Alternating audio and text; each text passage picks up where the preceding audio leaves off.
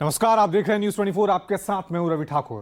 कल दिल्ली चुनाव के नतीजे आने वाले हैं, लेकिन उससे ठीक 24 घंटे पहले आज राहुल गांधी ने महाराष्ट्र चुनाव का मुद्दा उठाकर चुनाव आयोग पर गंभीर आरोप लगा दिए।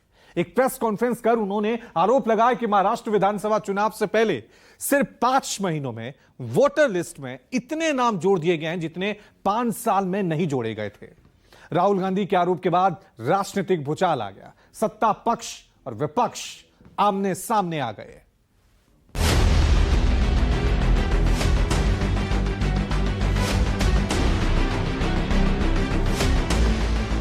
5 साल में जितने वोटर लिस्ट में ऐड किए गए थे, उससे ज्यादा वोटर महाराष्ट्र में 5 महीनों में ऐड हुए।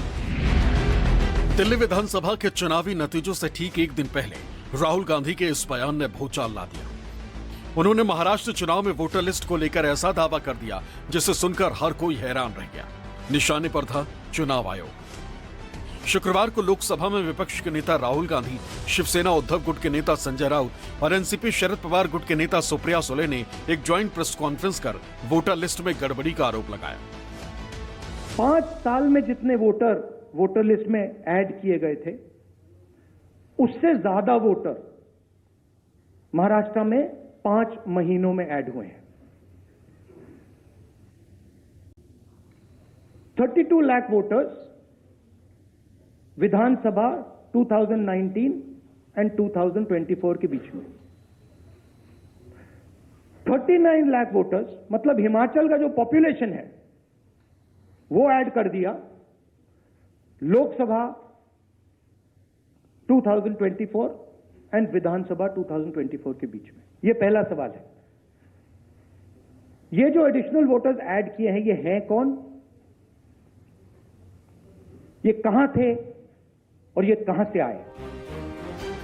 राहुल गांधी का दावा है कि महाराष्ट्र में विधानसभा चुनाव 2019 और लोकसभा चुनाव 2024 के बीच 5 साल में 32 लाख नए मतदाता जोड़े गए। लेकिन 2024 के लोकसभा चुनाव के बाद और 2024 के महाराष्ट्र विधानसभा के बीच सिर्फ 5 महीने में 39 लाख नए मतदाता जोड़े गए। उनका सवाल है कि 5 महीने के अंदर पिछले 5 साल से ज्यादा मतदाता कैसे जोड़े गए। दावा है कि यह आंकड़ा हिमाचल प्रदेश के कुल मतदाताओं के बराबर है। महाराष्ट्र का पॉपुलेशन सरकार के मुताबिक, महाराष्ट्र का अडल्ट पॉपुलेशन सरकार के मुताबिक 9.54 करोड़। महाराष्ट्र का adult population 9.54 crore. Election commission के मुताबिक महाराष्ट्र में 9.7 करोड़ वोटर्स हैं। इसका मतलब इलेक्शन कमीशन कह रहा है, देश की जनता को कह रहा है, देश के युवाओं को कह रहा है कि महाराष्ट्र में एडल्ट पॉपुलेशन से ज्यादा वोटर्स हैं। ये कैसे हो सकता है? ये जो 39 लाख वोट कहां से आए और कहां जाएंगे? अब ये 39 लाख वोट बिहार में जाएंगे। अब वो फ्लोटिंग वोट्स है, वही नाम रहेंगे, वही आधार कार्ड रहेगा, सब कुछ यही है। वो वोटर्स घूमते रहते हैं। थोड़े दिल्ली में आए हैं, महाराष्ट्र पैटर्न वहां भी हमने देखा। कल हम दिन भर थे, 2 दिन यहां। अब ये 39 लाख वोट जाएंगे बिहार में, फिर बिहार से जाएंगे यूपी में। ये एक नया पैटर्न यहां बन गया है और यही पैटर्न से ये लोग चुनाव लड़ते भी है और जीतते भी है। उनका दावा है कि उनकी टीम ने मतदाता सूची और मतदान पैटर्न का बारीकी से अध्ययन करने के बाद कई तरह की अनियमितताओं का पता लगाया। चुनाव आयोग पर यह आरोप बेहद गंभीर है। इस प्रेस कॉन्फ्रेंस में राहुल गांधी के अलावा संजय राउत और सुप्रिया सुले ने भी चुनाव आयोग की निष्पक्षता पर सवाल खड़े किए और आरोप लगाया कि बार बार मांग के बावजूद महाराष्ट्र के मतदाताओं का डेटा सार्वजनिक नहीं किया जा रहा है। अगर इस देश का चुनाव आयोग जिंदा है, उनका जमीर मरा नहीं है, तो जो प्रश्न राहुल जी ने चुनाव आयोग को पूछे हैं, उनका जवाब चुनाव आयोग ने देना चाहिए। लेकिन चुनाव आयोग उसके जवाब नहीं देगा, क्योंकि चुनाव आयोग भी जो सरकार बनी है वो सरकार की गुलामी कर रहे हैं। हमने बार बार महाराष्ट्र का चुनाव आयोग हो, दिल्ली का चुनाव आयोग हो, बार बार हमने वहां जाकर हमारा सर फोड़ दिया है, लेकिन वो मरा है। बड़ी विनम्रता से हम कहना चाहते हैं कि इलेक्शन कमीशन ये फेयर होना चाहिए, इतनी हमारी मांग है। और जो वोटर्स लिस्ट, फोटो सब मांग रहे हैं, बस हमें दे दे। बाकी हम लोग क्या मांग रहे हैं? एक सशक्त लोकतंत्र में इलेक्शन कमीशन का रोल बहुत जिम्मेदारी का होता है। जिस संविधान के बारे में हम लड़ रहे हैं, राहुल जी बड़ी ताकत से उसके लिए लड़ रहे हैं। विपक्ष का आरोप है कि बड़ी संख्या में मतदाताओं के नाम मतदाता सूची से हटाए गए। इनमें अधिकतर अनुसूचित जाति, अनुसूचित जनजाति और अल्पसंख्यक समुदाय के लोग शामिल हैं। आपको क्या लगता है कि तमाम इलेक्शन ऐसे हैं क्योंकि तेलंगाना में कांग्रेस की जीत हुई? नहीं, जो लोग ये षड्यंत्र कर रहे हैं ना, ये वोटर्स का, ये बड़े तरीके से करते हैं। उनके एल्गोरिदम्स भी आपको दिखा देगा, वो वन साइज फिट्स ऑल नहीं करते हैं। जहां ओपन दिखेगा कि ये होगा नहीं, तो जो सरप्राइज एलिमेंट आपको आजकल इलेक्शंस में दिख रहे हैं, जहां पब्लिक ओपिनियन एक कह रहा है कि नहीं यही होगा, यही फायदा है, वहां बदलाव आ जाती है। और ये वास्तव है, ये मेरे साथ भी, मेरे इलेक्शन में भी हुआ था। अच्छा। जब बीआरएस रूलिंग पार्टी थी, जब उन्होंने ऐसे ही, वो क्या करते हैं, लास्ट मिनट इलेक्शन, अब वोटिंग पोलिंग खत्म हो रहा बोले तो पूरा कंपाउंड भर देते हैं लोगों से।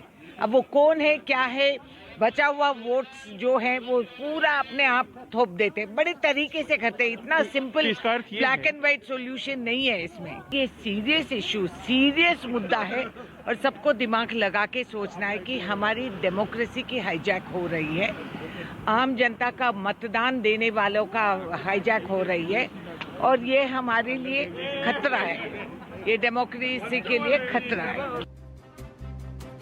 विपक्ष की मांग है कि चुनाव आयोग ये डेटा सार्वजनिक करे, लेकिन बीजेपी राहुल गांधी के मंशा पर प्रश्न खड़े कर रही है। वो पूछ रही है कि क्या विपक्ष हारने की हताशा और डर के कारण चुनाव आयोग जैसी निष्पक्ष संस्था पर निशाना साध रहा है। वोटर्स कहां से आए, वोटर कहां आए, किसका नाम काटा, इसका सारा जवाब इलेक्शन कमीशन ने दिया हुआ है, इसलिए उसका अलग से जवाब देने की कोई आवश्यकता भी नहीं है। राहुल गांधी एक प्रकार से कवर फायरिंग कर रहे हैं क्योंकि उनको पता है 8 तारीख को दिल्ली के रिजल्ट के बाद उनकी पार्टी का दिल्ली में नामो निशान समाप्त होने वाला है। इसलिए उस दिन क्या बोलना और किस प्रकार से नया नैरेटिव तैयार करना, इसकी प्रैक्टिस वो कर रहे हैं। मैंने बार बार ये कहा है कि जब तक वो आत्मचिंतन नहीं करेंगे और केवल अपने मन को झूठी बातें बोलकर अपने मन को बहलाने का प्रयास करेंगे, तब तक उनकी पार्टी का रिवाइवल नहीं हो सकता, कांग्रेस का रिवाइवल नहीं हो सकता। राहुल गांधी अपनी हार का आत्मचिंतन करें। राहुल गांधी के आरोपों पर चुनाव आयोग ने भी जवाब देने में देर नहीं लगाई। आयोग ने सोशल मीडिया प्लेटफॉर्म एक्स पर कहा कि वो विपक्ष के आरोपों का लिखित में जवाब देगा। चुनाव आयोग ने लिखा, चुनाव आयोग राजनीतिक दलों को प्राथमिक हितधारक मानता है। निश्चित रूप से मतदाता हमारे लिए प्राथमिकता है। राजनीतिक दलों की ओर से आने वाले विचारों, सुझावों, प्रश्नों को हम महत्व देते हैं। आयोग लिखित तौर पर पूरे तथ्यों के साथ और प्रक्रियाओं का पालन करते हुए इसका जवाब देगा। दिल्ली चुनावों के नतीजे आने से पहले विपक्ष चुनाव आयोग पर लगातार हमलावर है। एक एक कर कई पार्टियां चुनाव आयोग की निष्पक्षता पर सवालिया निशान लगा रही। समाजवादी पार्टी और अखिलेश यादव भी वोटिंग के दिन से ही चुनाव आयोग पर हमलावर है। फर्जी मतदान का आरोप लगाते हुए चुनाव आयोग और बीजेपी को घेर रहे हैं। बाबा साहब भीमराव अम्बेडकर जी ने जो अधिकार दिया है, उन अधिकारों को छीन रहे हैं। बात ये वोट ही नहीं डालने दोगे आप, या दूसरे आपके लोग वोट डाल लेंगे, ये कहाँ की वो है। इसीलिए मैंने कहा कि इलेक्शन कमीशन मर गया है। इलेक्शन कमीशन को जांच करनी चाहिए कि जो मरे हुए लोग थे उनके वोट कैसे पड़ गए, और अगर वोट पड़े हैं तो प्रिसाइडिंग ऑफिसर और जो संबंधित अधिकारी उनके खिलाफ कार्रवाई क्या करना है इलेक्शन कमीशन। अखिलेश यादव के बयान के बाद समाजवादी पार्टी ने चुनाव आयोग को एक कफन भेज दिया। विरोध इतना तीखा हो गया कि समाजवादी पार्टी के कार्यकर्ताओं ने वाराणसी में मुंडन करवाकर चुनाव आयोग का पिंडदान कर डाला।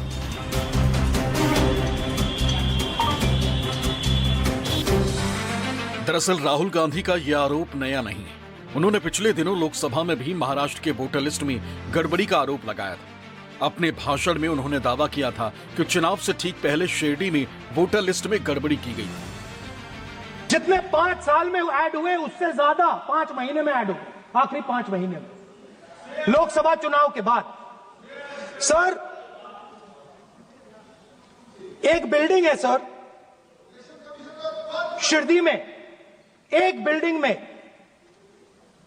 7,000 नए वोटर एक बिल्डिंग में ऐड हुए सर। एक बिल्डिंग में 7,000 नए वोटर ऐड हुए सर। आरोपों के मुताबिक शिरडी में एक ही पते पर करीब 7,000 वोटर्स के नाम वोटर लिस्ट में जोड़े गए थे। राहुल गांधी के आरोपों की पड़ताल के लिए न्यूज 24 ने ग्राउंड पर जाकर सच का पता लगाने की कोशिश की, लेकिन हमारी पड़ताल में ऐसा कोई भी पता नहीं मिला जिसका दावा राहुल गांधी ने किया था। लोकसभा में विपक्ष के नेता राहुल गांधी का दावा है कि शिरडी के सिर्फ एक विधानसभा क्षेत्र के एक कॉम्प्लेक्स में 7,000 नए वोटर जोड़े गए हैं। हमने शिरडी विधानसभा क्षेत्र के कई इलाकों का दौरा किया, लोगों से बात की, लेकिन कोई भी ऐसा कॉम्प्लेक्स नहीं दिखा जहां पर 7,000 वोटर हो सकते हैं या जोड़े जा सकते हैं। चाहे चुनाव आयोग को मुर्दा बताकर कफन उड़ाने की बात हो या फिर सीधे सीधे मुख्य चुनाव आयुक्त राजीव कुमार को चुनाव लड़ने की चुनौती, इन दिनों चुनाव आयोग लगातार विपक्ष के निशाने पर है। राहुल गांधी ने महाराष्ट्र चुनाव के मुद्दे को उस दिन उठाया जब 24 घंटे के भीतर दिल्ली विधानसभा चुनाव के वोट गिने जाने वाले हैं, लेकिन बीजेपी का आरोप है कि विपक्ष हार से पहले स्क्रिप्ट तैयार कर रहा।